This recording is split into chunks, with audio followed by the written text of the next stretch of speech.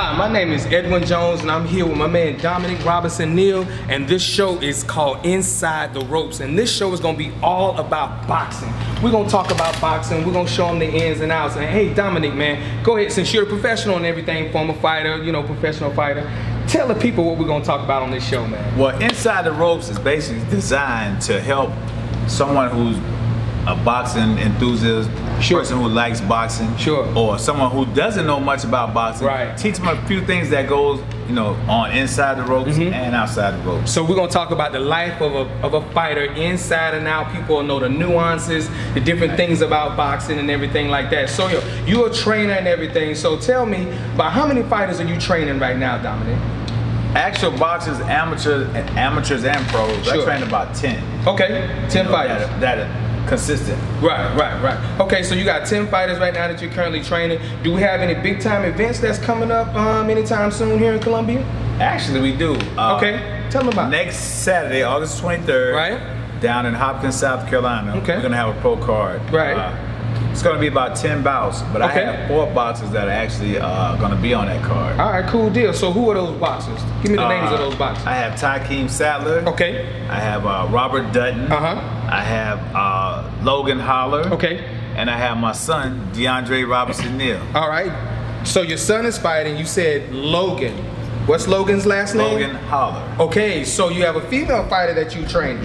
Yes, I train females just as well as I do guys. Okay, cool deal. So, you know, tell me a little bit more about her. How did she come to you and tell you that she, you know, decided to want to fight boxing? I mean, come on. She actually came in the gym and she just said, I want to box. Wow. Okay. So the first 2 weeks I took her. First week I took her through the torture chamber. Right. She lasted, and she has a real great work ethic. Okay. And I'm proud to be, her trainer. So you said the torture chamber. You gotta tell my viewers about the torture chamber. See, that sounds painful, and that sounds like something I wouldn't want to be involved in. That goes beyond boxing. Well, so the average person that come in just for me, the personal trainer, I don't really put them through the torture chamber. Okay. Now, if you're a professional athlete, i.e. basketball player, or i.e. football player, or i.e. want to be boxer, I'm gonna take you through the torture chamber. That way, for boxing, see, one thing about boxing, if you don't have any heart, you're not gonna make it. You just need to don't come that way. And that's something a coach or a trainer can't teach. He can't teach hard in football, basketball, whatever. He can't teach hard.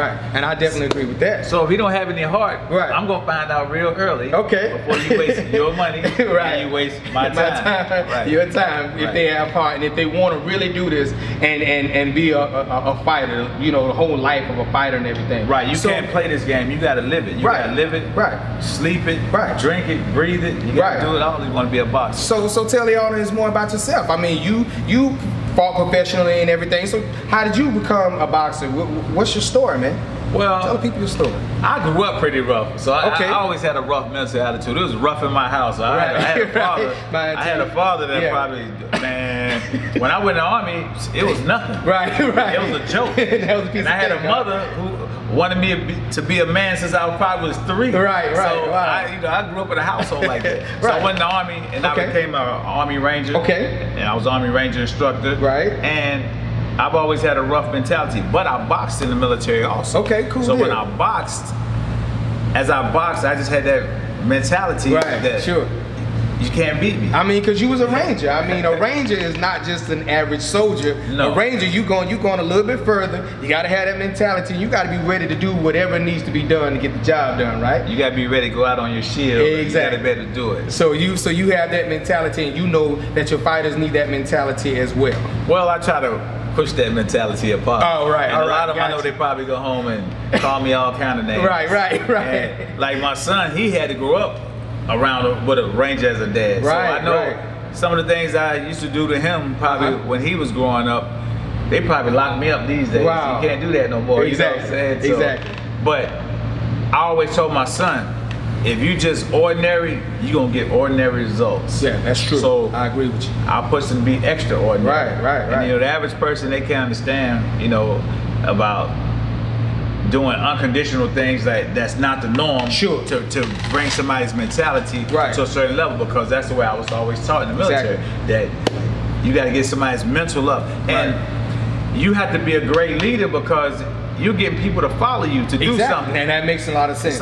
It's like preparing for war. So it's like me taking you, out here getting you prepared for war. You got to trust my leadership. Exactly. Same thing with boxing. Right. When I take you and put you in that ring, you got to trust me that I know what I'm doing. Sure.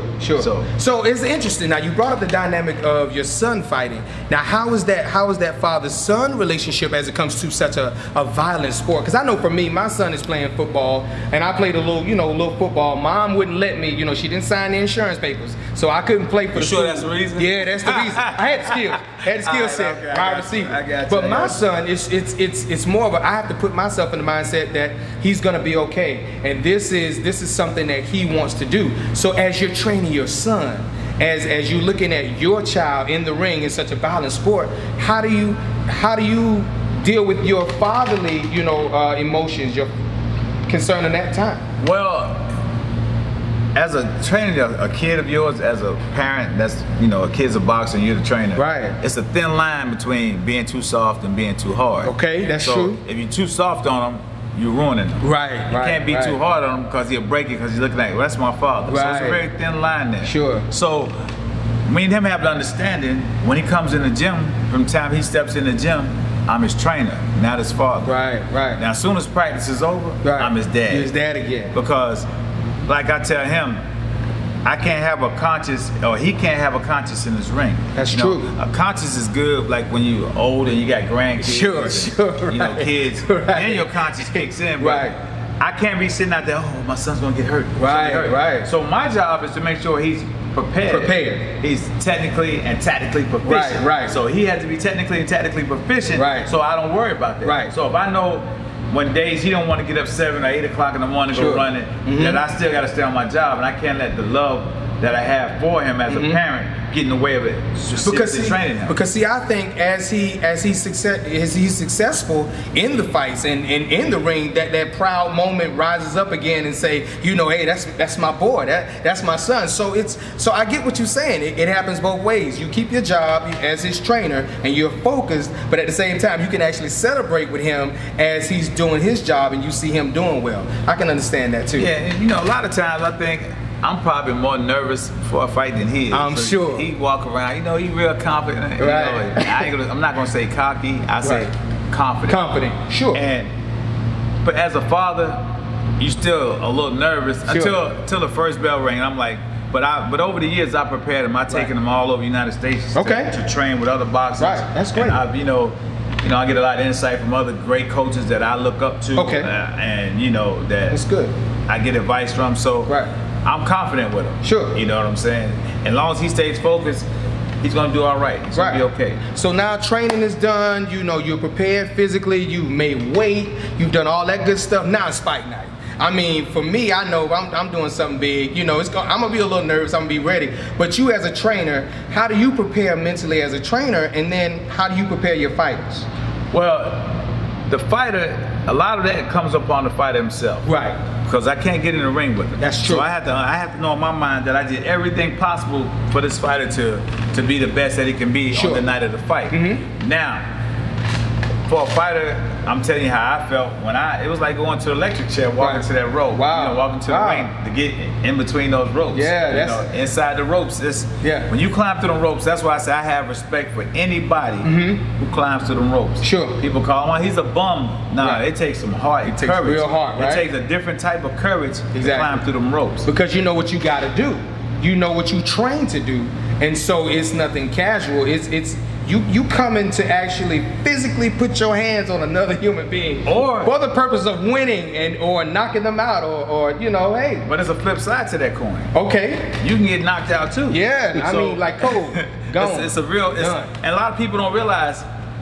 Your whole life, right? Your parents tell you, stay away from confrontation. Exactly. Don't fight. When you go to school, don't get in no fights. Don't get in no trouble. Exactly. But now you got a man in your corner telling you, like a gladiator, go out here and go toward confrontation. Exactly. You got all these screaming fans. Sure. And some men can't take that. You're right. Some boxers, because you have women too. Right. They're not built for that. Right. Exactly. And that crowd and the adrenaline rush makes them tired, makes them. And they realize I'm not cut from that cloth. I'm not made for that. So that's why it's good to start somebody off young doing. When they start off young doing, it's like I'm going to shoot some baskets. Sure. You know, but when you start older, you think more. You think more, right? You're a lot smarter. Right. So, you know, So now, is there a difference between training a female boxer as opposed to a male boxer? Because you've mentioned some female boxers that you also train as well. What, you know? Hey, come on now. I'm telling you the difference. You know, women like they concerned about the nails and the face. I gotta be cute. Let me stop you right there. Okay, you work with me because I'm just saying. It's easier to train a female boxer than it is to train a male boxer. Are you serious? Yes. Come on, man. I don't believe that, man. Let me explain to you why. Okay, talk to me. Most guys, they come in the gym with an ego. Okay. They already think they can box. Well, that's true. They've been supposedly fighting all their life. Right, you know, they come in and tell me I was Golden Gloves in Minnesota. I was such and such. Somewhere where you can't find out the information. And I watch them get in a boxing stand. No, they don't. Right. But a female comes in there humble. Okay. She wants to learn. Okay. Everything you teach her, she's gonna do it. Okay. By the numbers. Okay. But she don't have an ego. Right. 9 times out of 10, she's never been in a real fight. Right. So she don't think she know everything.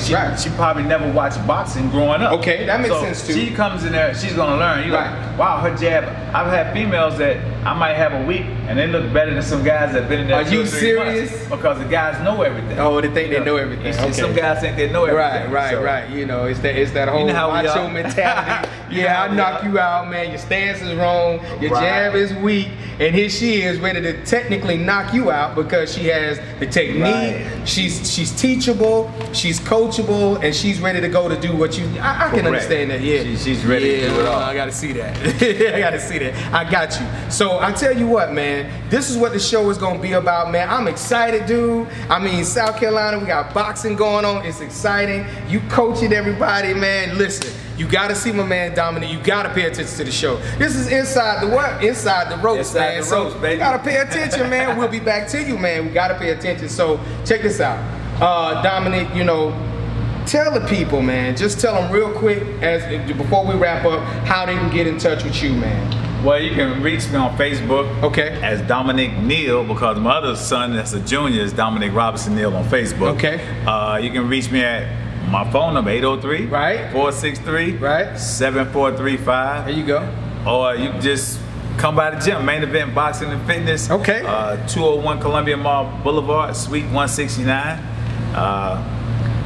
And you here. I'm here. I'm here to train. Ready to do it. Also, you can train early in the morning, as early as 5.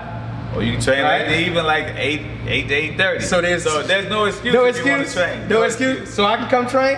You come train. Really? Come on out. Don't hey, that hurt. That hurt. Yo, man, this has been Inside the Ropes. I'm your host, Edward Jones, with my man Dominic Neal. Stay tuned.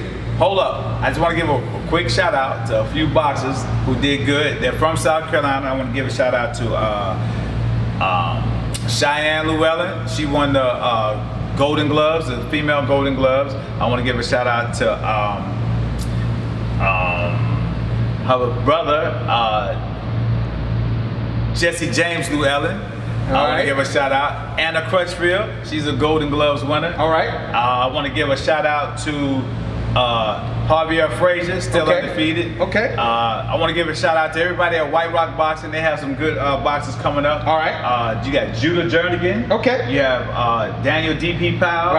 And those guys out of White Rock, that was the first gym I was at, so I want to give them a shout out. And I want to also give a shout out to Jeremy Bryant, Jared Robinson, those guys, Moochie Witherspoon, Shelby Groves, those are guys that paved the way for the young boxers coming up now. You know, most of them retired now, but those are guys who paved the way for my crop that's coming up. Sounds good, man. Donna Biggers, 3-time world champion. You know, Angel Gladney, my son DeAndre. You know, that's what's up. Oh, also the biggest sponsors I want to thank. I want to thank Main Event Fitness. I want to thank White Rock Boxing. But I have to thank my biggest sponsor, Jerry and Rubino Calder. They sponsor my son. They have the management team with me. And they were on East Coast Truck and Trailer Repair. So go see them if your truck. Go see them if your truck right now. This has been Inside the Ropes. That's it. And you know what it is. Check us out again next week. There you go.